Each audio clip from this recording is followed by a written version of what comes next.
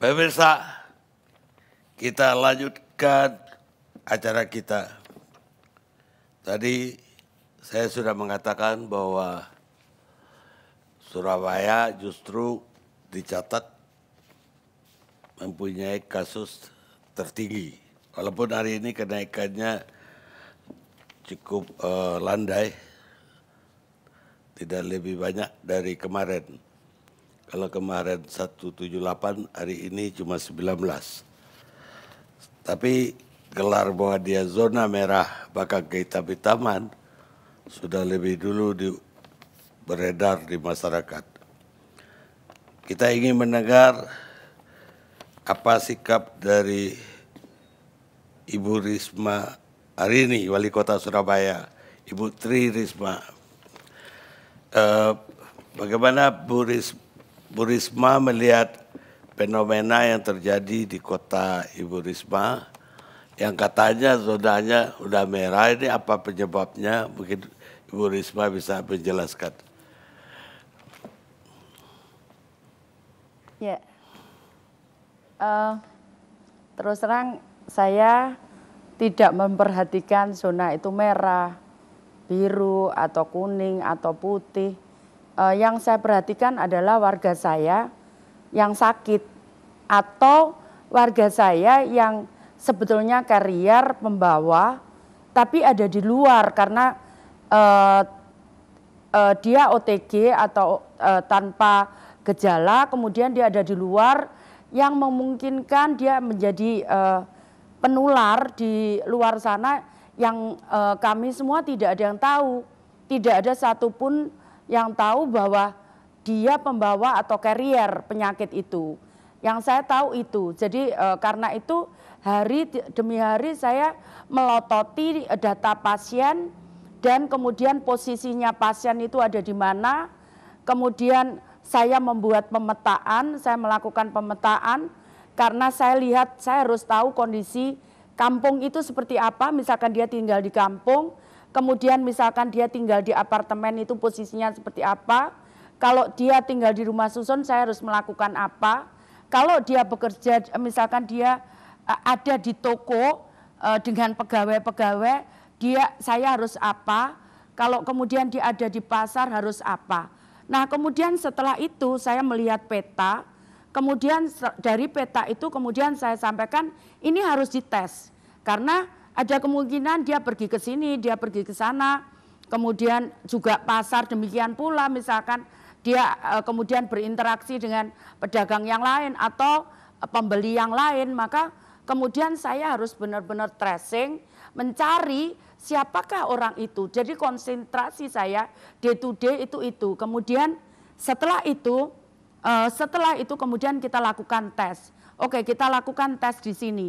Nah itu kemudian kita scanning, kalau dia reaktif kita sudah tempatkan, kita ada kerjasama dengan hotel, kita tempatkan dia hotel, kalau dia belum di swab sambil menunggu hasil swab, kalau dia hasil swabnya negatif maka kita keluarkan, tapi kalau hasilnya positif maka kita tempatkan dia di tempat isolasi.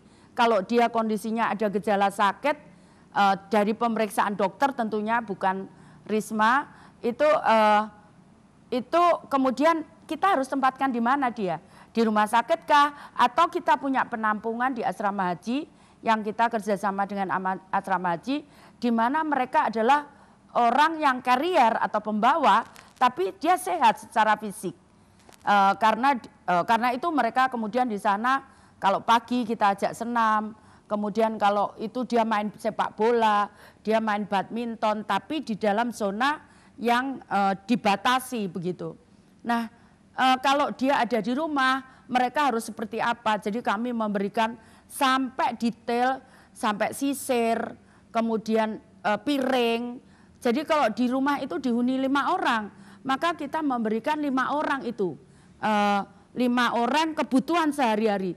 Kalau laki ada sikat cukurnya, kemudian kalau perempuan mohon maaf ada pembalutnya, kalau bayi kita beri susu, kemudian kalau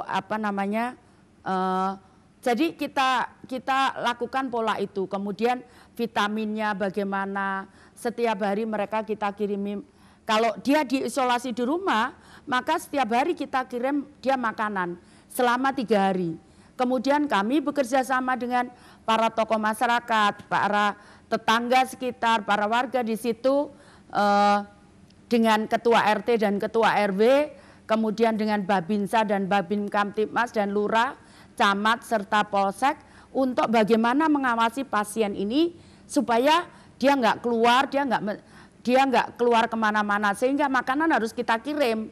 Tidak fair kalau kita kemudian minta mereka mengisolasi diri, tapi kemudian kita tidak memberikan bantuan peralatan tadi. Jadi yang kita lakukan adalah mereka ada kemudian berapa tiap hari ada puskesmas yang dokter puskesmas yang menggunakan APD, dia mendatangi pasien-pasien itu. Jadi ini memang langkah kami bagaimana memutus mata rantai itu. Dan ini adalah ide dari Pak Kapolda, di mana kami membuat namanya Kampung Tangguh Wani Jogo Surabaya. Dari 1.390 RW di Surabaya kami sudah membentuk 1.339 Kampung Tangguh Wani Jogo Surabaya. Nah, ini yang mereka mengawasi kampungnya supaya bisa dijaga sehingga perkembangannya tidak keluar. Yang terjadi adalah selama 3 bulan ini, 3 bulan lebih ini, selalu kalau yang positif itu selalu ada namanya di data kami. Jadi bukan keluar. Kalau keluar artinya itu kemudian ada orang lain yang terserang. Ada 3 kali data itu ke kami, kemudian saya koreksi. Coba cek ini, kenapa ini ada baru? Setelah cek di sana ternyata mereka punya KTP Surabaya, tapi dia sudah tinggal di luar kota Surabaya 30 tahun, ada yang 15 tahun, ada yang 10 tahun. Jadi artinya data kami sesuai tracing itu aman karena tidak keluar kemudian ada data baru seperti itu. Jadi begitu dia ada di kampung, maka satu kampung itu adalah merupakan ODR, orang yang dalam risiko. Kemudian setelah itu kita golong-golongkan, ada yang OTG, ada yang ODP, kemudian ada yang PDP, kemudian ada yang confirm. Nah, itu cara kami. Nah, yang paling penting adalah bagaimana memutus ini dengan cara tadi isolasi, kemudian penempatan mereka kalau kondisinya ada gejala sakit maka kita harus serahkan ke rumah sakit, tapi kalau dia dalam tubuh sehat maka kita di asrama haji.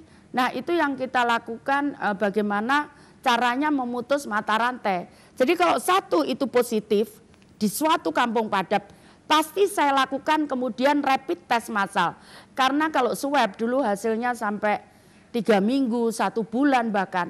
Sehingga kami tidak bisa mengisolasi yang bersangkutan secara cepat.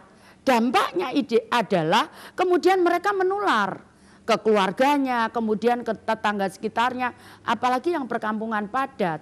Nah, karena itu kami selalu melakukan begitu nemukan satu positif di tempat yang padat, dari data apakah itu dia ODR, apakah dia OTG, apakah dia itu kemudian satu kampung itu kami lakukan tes setelah kami punya alat.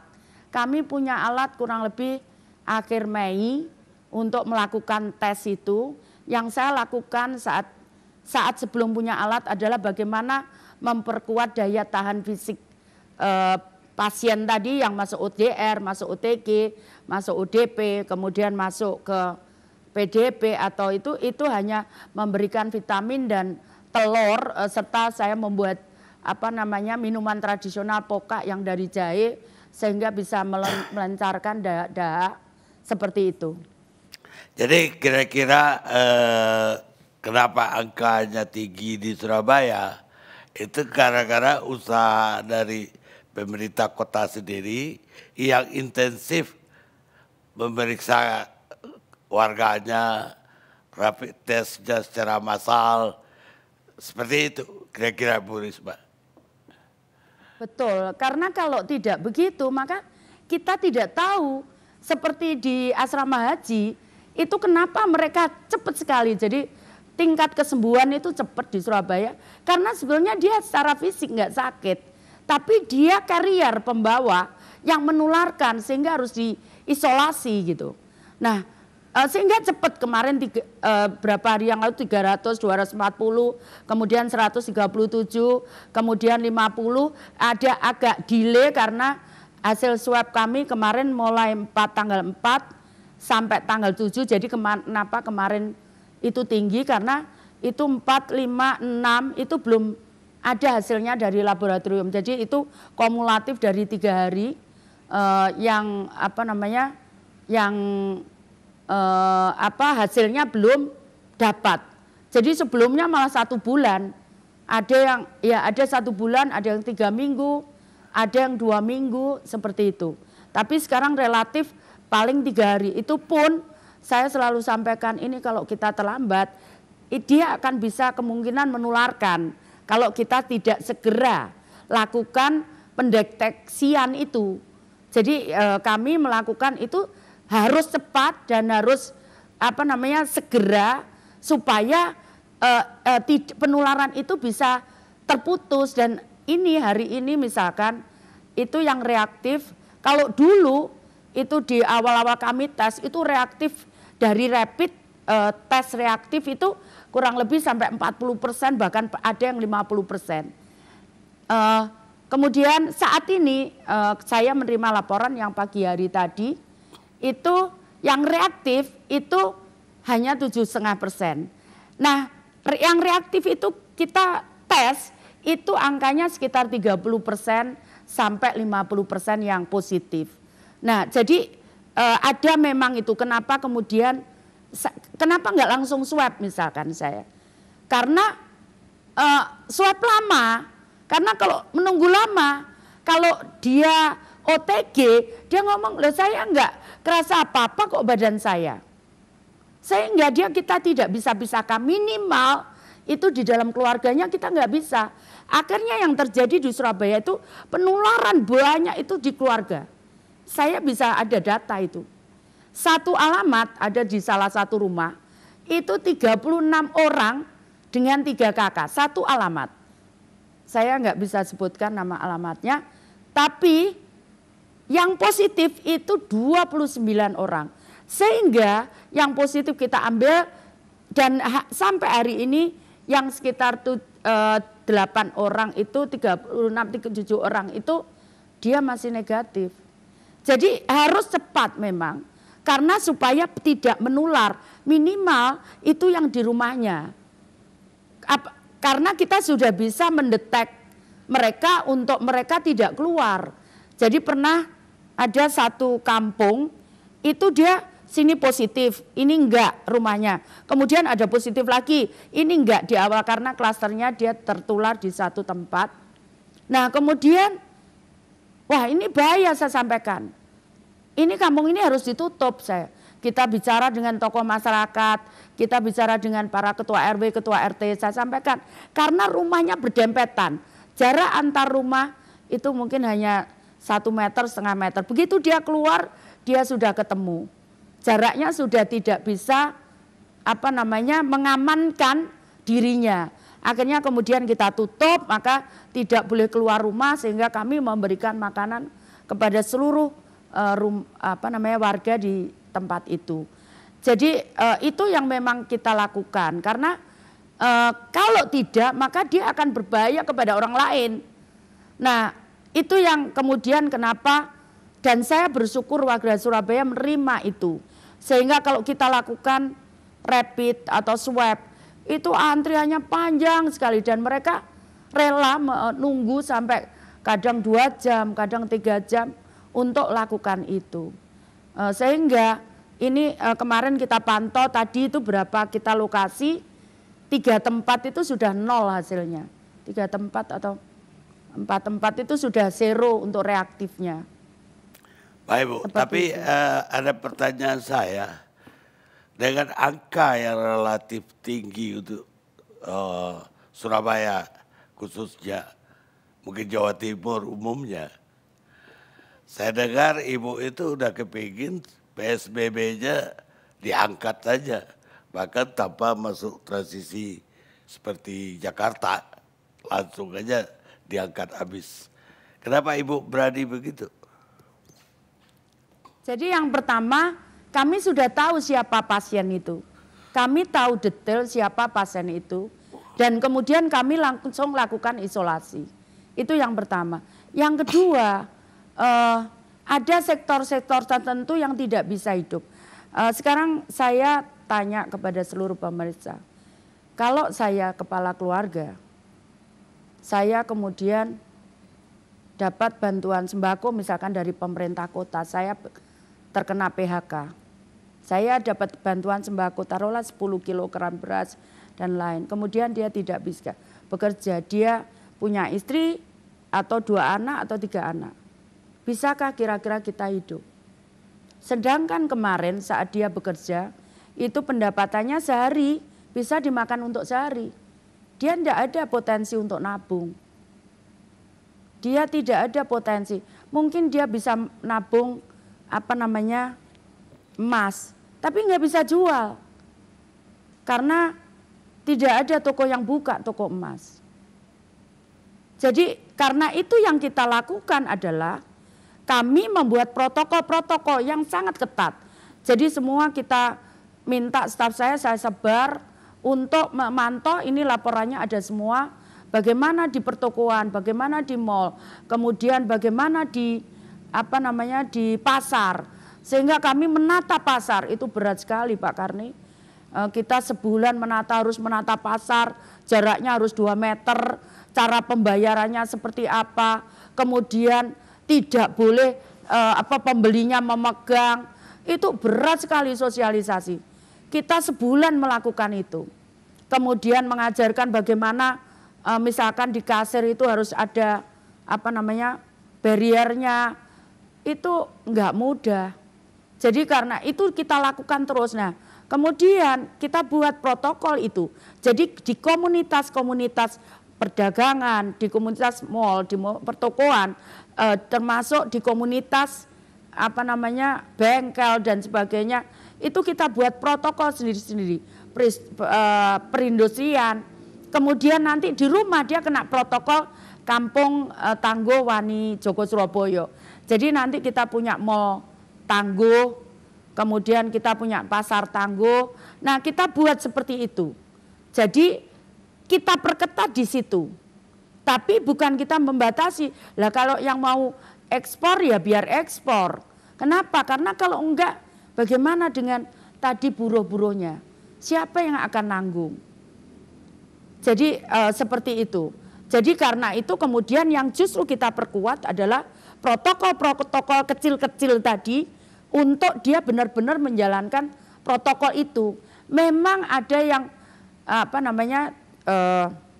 di Surabaya ini kan juga ada pendatang, ada itu yang kadang juga dia karena dia tidak ikut di dalam kampung itu sehingga dia, tapi itulah tantangannya bahwa kita memang harus lakukan itu. Saya sendiri turun untuk itu. Saya sosialisasikan, saya bagi masker, saya pakai halo-halo, saya berhenti jalan. Saya pagi jam 5 ke pasar untuk lihat kontrol apakah mereka sudah berjalan. Seperti itu. Mereka tuh loh dengar suara saya, ayo pakai masker gitu aja udah langsung wah gitu. Jadi ya supaya tadi yang saya sampaikan. Ada lagi misalkan case seseorang tidak terdata di warga Surabaya. Tapi karena dia sudah lama bekerja di Surabaya, dia juga tidak terdata di kampungnya. Dia tidak dapat apa-apa. Bagaimana mereka bisa survive? Mereka akan memilih apakah saya mati kena COVID atau saya mati karena kelaparan. Itu yang saya lihat. Saya tidak bisa membiarkan warga saya mati karena kelaparan.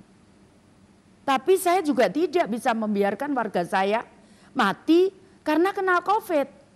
Berat Pak Karni, tiap malam saya harus memetakan, saya mencari pembuat peta di mana pasien ini tinggal, kemudian bagaimana kondisi perkampungannya. Tiap malam saya memetakan itu. Paginya saya membuat strategi dengan teman-teman di lapangan, dinas kesehatan, kemudian Linmas, kalian harus apa. Malam begitu ada, oh ini ada konfirmasi positif, malam langsung disemprot di kampung itu. Kemudian kelurahan harus bagi masker semuanya termasuk anak-anak di kampung itu. Kemudian kita harus mendata siapa yang nambah isolasi untuk di rumah itu. Misalkan dia sudah diswab pertama kali udah positif, diswab lagi dia negatif, ternyata diswab lagi dia positif, maka dia waktu tambahnya untuk isolasi itu bertambah. Nah itu harus kita perhatikan juga bahwa dia harus mendapatkan permakanan, vitamin, telur, dan tadi saya sampaikan jamu. Jadi ini terus terang kerja ini terus tiap hari seperti itu. Di samping kita membuat tadi pemetaan untuk bentengi supaya kalau kampung padat itu tidak menular di kampung yang lain minimal. Tapi kalau bisa dicegah di rumah itu, maka kita cegah dan itu banyak sekali sudah kita lakukan seperti itu. Jadi kapan PSBB di sana akan dicabut kalau gitu keputusan Ibu? Dan Ibu hitung akibatnya juga. Tentu Ibu sudah hitung apa akibatnya. Saya sudah hitung makanya kemudian kita turun untuk memperhatikan protokol. Jadi protokol yang kita buat itu detail sekali. Karena itu kemudian kita turun, kita nyebar kecamatan, kelurahan, kita nyebar untuk memantau ini. Karena sekali lagi Pak Karni di Surabaya itu penduduknya dari 100% usaha itu 92% UKI usaha kecil menengah. Kemudian dari 92% itu 98% itu kecil. Jadi saya harus melihat mungkin proporsi ini beda dengan daerah lain. Tapi bahwa saya tahu posisi di kota Surabaya. Jadi karena itu kemudian kenapa kalau dulu jam segini itu masih ramai. Kita lihat meskipun kita buka sekarang masih sudah sepi karena warga Surabaya sebetulnya itu mereka sangat sangat taat begitu, sangat taat meskipun ya ada sekian persen yang itu mungkin juga tadi saya sampaikan dia sudah lama tinggal di Surabaya tapi mungkin bukan warga Surabaya tapi relatif taat mereka menurut saya. Baik Bu, terima kasih banyak Bu Wali Kota telah bergabung bersama kami. Semoga sukses dan kalaupun dibuka PSBB-nya tidak menimbulkan gelombang wabah berikutnya yang lebih besar. Kalau bisa selesai atau turun dengan baik. Terima kasih Bu Risma. Terima kasih. Sampai ketemu.